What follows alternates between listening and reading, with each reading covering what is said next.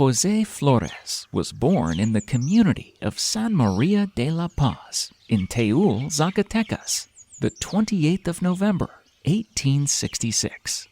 He was the son of Vidal Flores and Sixta Varela.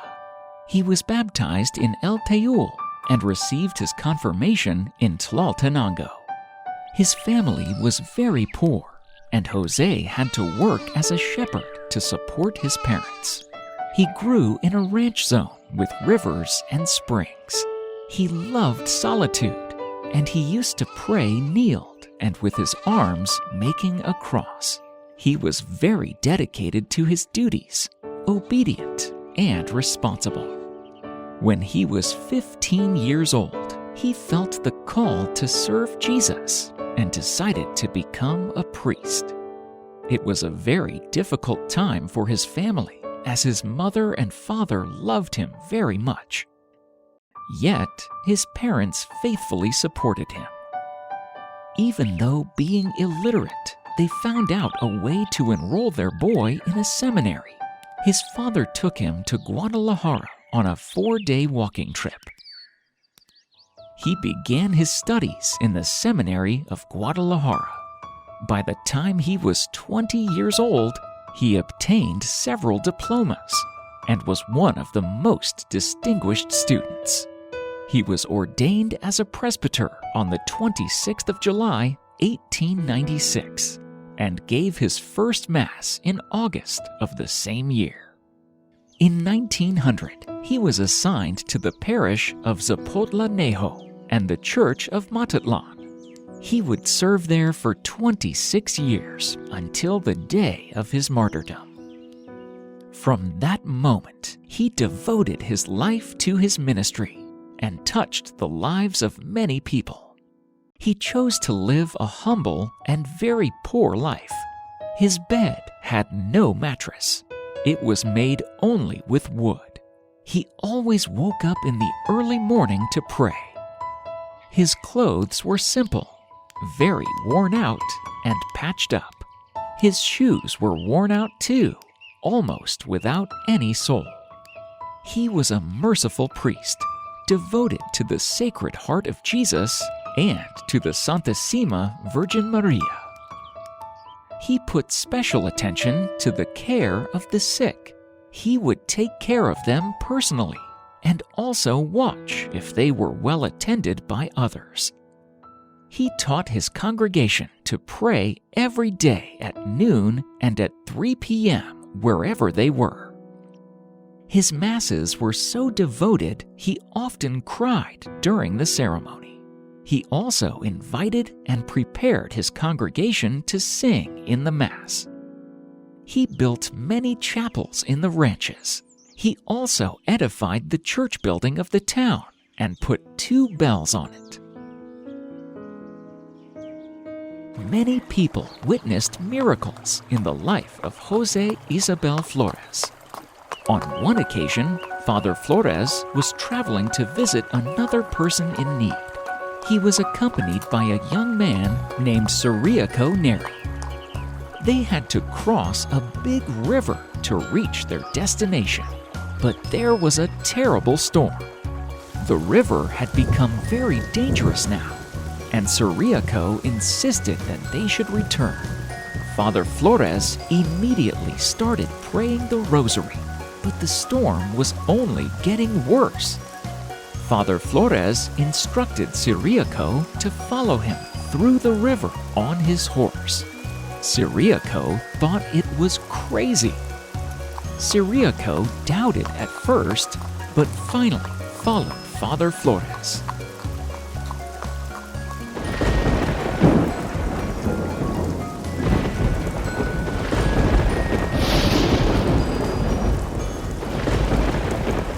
When they finally managed to reach the other bank, Ciriaco was surprised. He noticed that Father Flores wasn't even wet.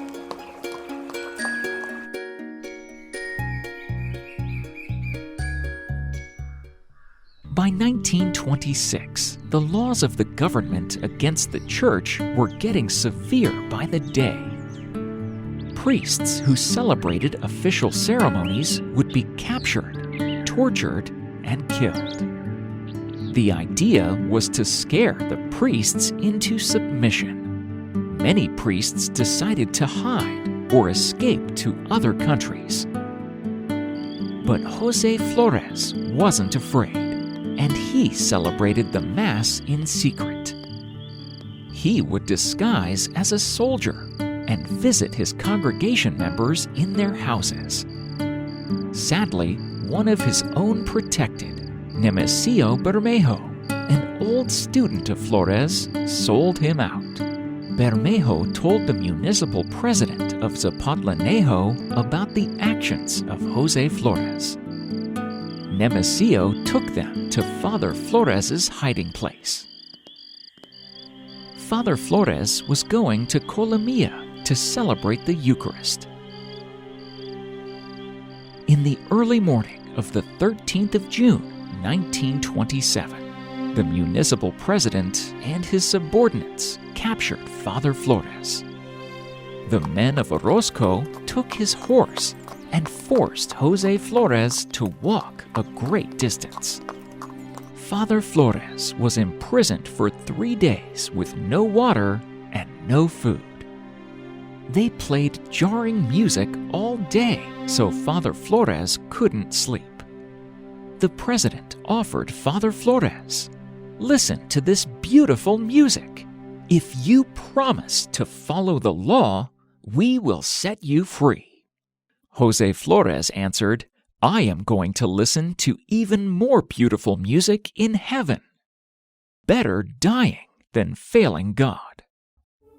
On the 21st of June, 1927, he was taken during the night to the graveyard of Zapotlanejo.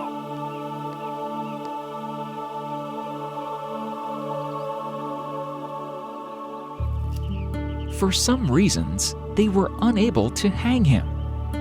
They tried several times, but all resulted in failure.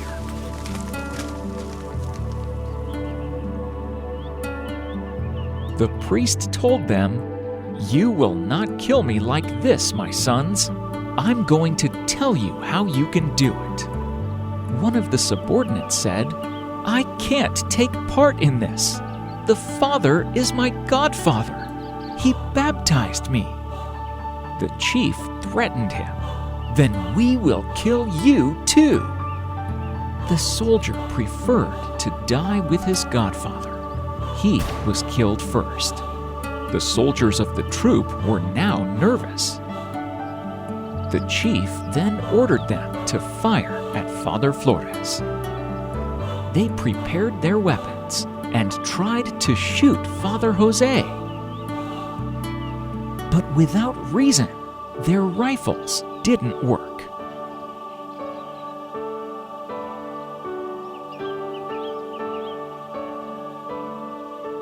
They finally managed to kill the priest using a machete, and they buried him in the same graveyard. Saint José Isabel Flores Varela was a strong and gentle father to his flock.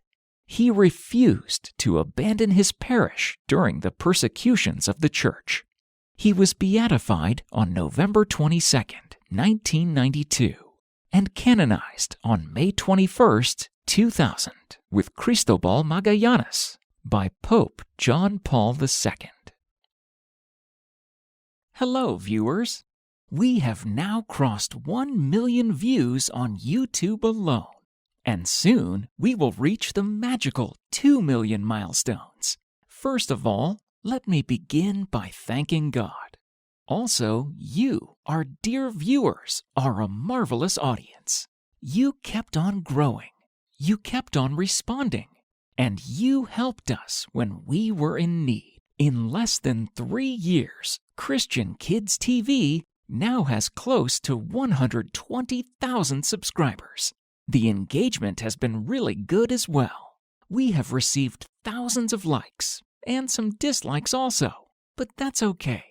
We receive a great number of positive comments immediately after a video is published. Once again, thank you all for being here. We are in need of your support once again. Due to the changes in YouTube's policies, the revenue from YouTube is down by 70% when compared to last year.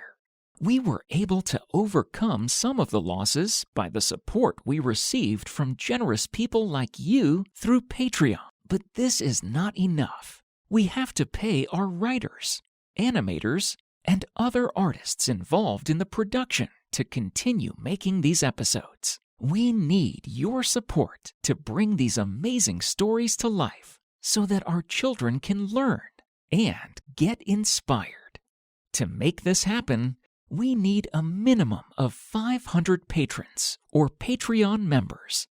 If you have observed, we were not able to release new episodes of Miracles of Mary in the last few months. This was because the costs for making these episodes were so huge.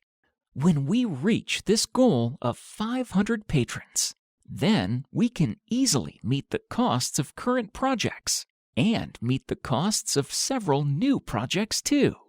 Support us on Patreon by contributing as low as $2 every month. Can you help us make this happen? So what do you get in return once you become a supporter? Well, first, you get early access to videos. We have been releasing the videos at least a week before on Patreon, before it's released on YouTube. Also, depending on the tier you choose, your name will be listed in end credits of all videos created in the months you have been a patron. This way, the whole world will know that here is a smart person who is the member of a good community. We hope that you would share this message among your family and friends. Tell them about us and what we do, and ask them to support our projects. May the peace of Jesus Christ be with you.